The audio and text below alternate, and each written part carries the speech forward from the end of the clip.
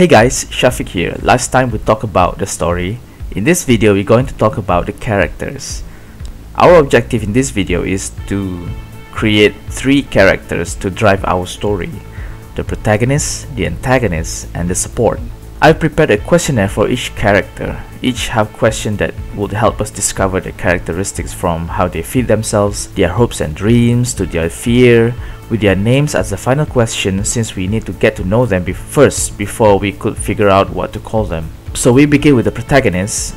His job, I figure he will be a lesser noble, a landowner. For his background story, I used some sort of formula that I learned through my experience in playing tabletop role-playing games such as Dungeons and Dragons. We begin from his childhood to his younger days, like how he was born, what kind of childhood he had to went through, what does he do when he grow up before we begin our adventure. For the background story, this is what I come up with. He was born in the capital of Samudra called Sri Sigala. His father was a lesser noble called Dato Megat Indra.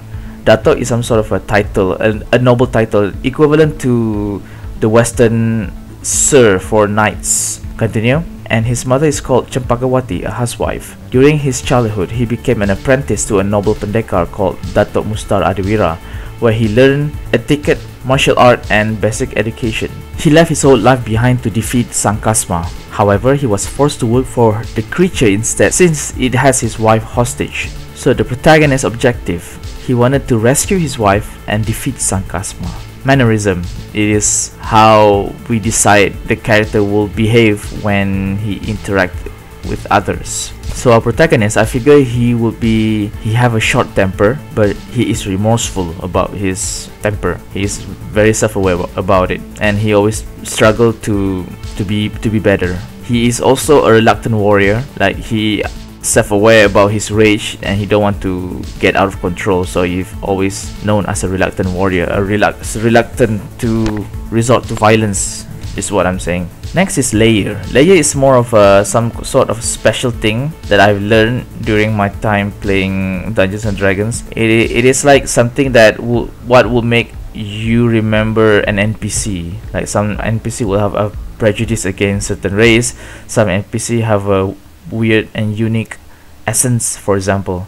So for our protagonist, I decided he doesn't like to touch people or things with his hands because he fears of breaking them. He went back to the self-awareness about his short temper. Next is his fears. He is afraid to lose his wife. His secret, he accidentally hurt his wife in his range in the past, and he wanted this secret to be buried. His appearance, he is young and strapping, long white hair.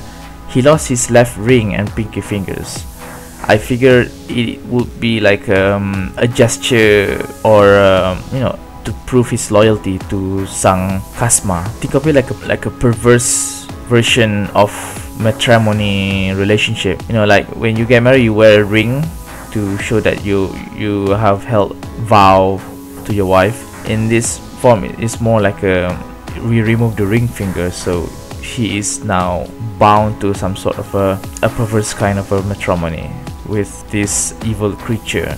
Now we have known the characteristic of this character. Now we can come up with a name. I've decided to call him Malik Megat. Malik is a name inspired by Islam, a name for an angel who guards the gate of hell, and Megat is his father's name basically. In Malay civilization, that is, we inherit our father's first name instead of their last. Moving on to the antagonist. The good thing about the antagonist is our story, when we worked on it last time, we have already know much about her since the story revolves around her. I figured for a background story, she was hatched in the bottom of the sea. Her father is Sang Gumum, a golden dragon, while her mother is Sang Chini. These two couple was inspired by an actual urban Malay legend about Naga Tasik Chini, that people said there was actual dragon inside the lake. During her childhood, she grew up at sea, following her mother, Sang Chini, hunting and learning the secret of the charms and spells. When she grew up, she became more powerful than her parents. She aspired to conquer Samudra and become its first dragon queen. Samudra is the name of the realm our story takes place, by the way. Her objective is to become the first dragon queen of Samudra. Mannerism, I figure she will be condescending but sharp-witted. Her layer is she is prejudiced against human.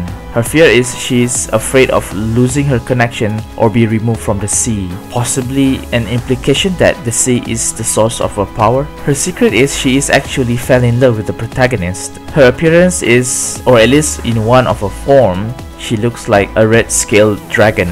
And of course, as previously on protagonist background story, we have decided to call her Sankasma. For the support character, it could be anyone, to be honest. Usually the support character will be the comic relief, a fish out of water kind of character, to be the everyman, you know, somebody that the audience could connect to, get to know to the new fantastical world. But I've decided that supporting character should be the wife herself. I'm thinking either she have a way to support her husband. This way we'll be more sympathized with her. I'm thinking like her body is being held captive by Sankasma, but maybe a shade form of herself, like a lesser form of herself, follow her husband around. So that way we can have more the kind of interaction dynamic. So we care about the relationship, we care about the wife as the story go along, especially since we want to keep this story small and manageable. So anyway, how does she fit herself? She is a minister. I'm not sure minister of what yet, but what I'm going is she has a position in the Sultan's court. For her background story, she was born in Sri Segala Samudra. Her father is Datuk Tegung Gempa, a Laksmana. A Laksmana is a Malay term for Commodore,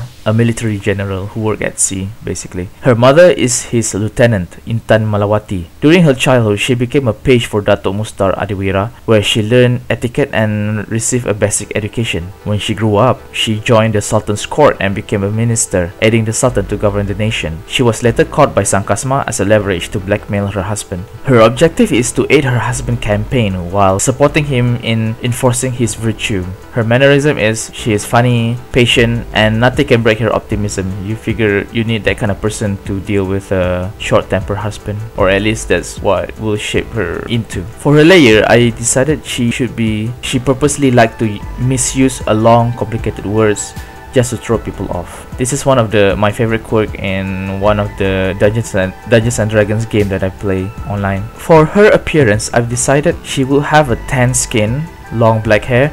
She wears eye patch, probably lack of depth of perception. Like, how many times do you see a girl, you know, a female character with an eye patch? Her name will be Izara Batari Tegung. So in the next episode, we're going to develop their visual design, how they look like, what sort of character, what sort of style we're going to work with. I will see you guys in the next video. If you guys like what I do, if you guys want to see more, make sure to subscribe, click the notification bell icon.